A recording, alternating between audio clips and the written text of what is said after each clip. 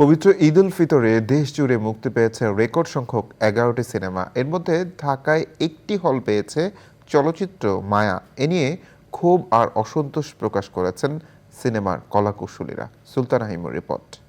আমি চেয়েছিলাম জীবনের শেষ। তিন নায়কের সঙ্গে রোমান্স করছেন বুবলি, এমন গল্প নিয়ে এগিয়েছে এবারের ঈদ উল ফিতরে মুক্তিপ্রাপ্ত সিনেমা মায়া দ্য লাভ সিনেমার গল্প। বিচ্ছেদের ঘটনাটাই সবচেয়ে বেশি। ঈদের ১১টি সিনেমার মধ্যে মায়া চলচ্চিত্রটি মুক্তি পেয়েছে দেশের মাত্র ৮টি হলে। অবাক করা হলেও সত্য, ঢাকায় মাত্র একটি হলে মুক্তি পেয়েছে সিনেমাটি।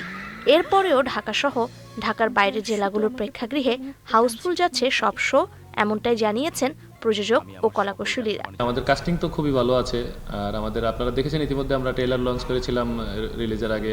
গানগুলা আমাদের দর্শকপ্রিয়তা পেয়েছে, কিন্তু এত কিছুর পরও আমরা মাত্র ঢাকাতে শুধুমাত্র ব্লকবাস্টারের একটা শো পেয়েছি। এটা তো মনে করে নিতেই পারি যে রাজনীতিতে পড়েছি। প্রাইম যে হলগুলো আছে, হলগুলো আসলে এতটা বেশি গুরুত্বপূর্ণ।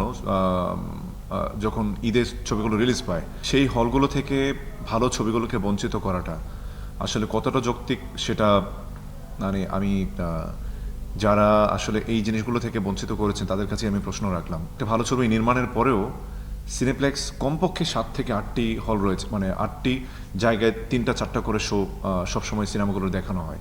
সেখানে একটিও হল না দেয়া, এটা আসলে কতটুকু যৌক্তিক, এটা আসলে আমার মাথায় আসে না। দর্শকরা বলছেন, এমন গল্পের মাল্টিকাস্টিং সিনেমা তারা আগে বাংলা সিনেমায় দেখেননি। প্রশংসা পাচ্ছে রোশান বুবলির অভিনয়ও। যতটুকু দেখেছি খুব ভালো হয়েছে, শেষ পর্যন্ত না হলে বুঝতে পারবো না কেমন হয়েছে। রোশান ভাই যতটুকু দেখলাম এখন পর্যন্ত খুব ভালো লেগেছে। ওনাকে অনেক পশ অ্যান্ড হ্যান্ডসাম লাগছিল, এই জন্য অনেক ভালো লাগছে। বুবলি আপু তো অলওয়েজ বেস্ট, বিউটি কুইন, এমনিতে তাকে ক্রেডিট দেওয়া হয়েছে, অরিজিনালি সে একজন বিউটি কুইন। সংশ্লিষ্টদের প্রত্যাশা ধীর গতিতে হলেও মায়া সিনেমার হলের সংখ্যা বাড়বে।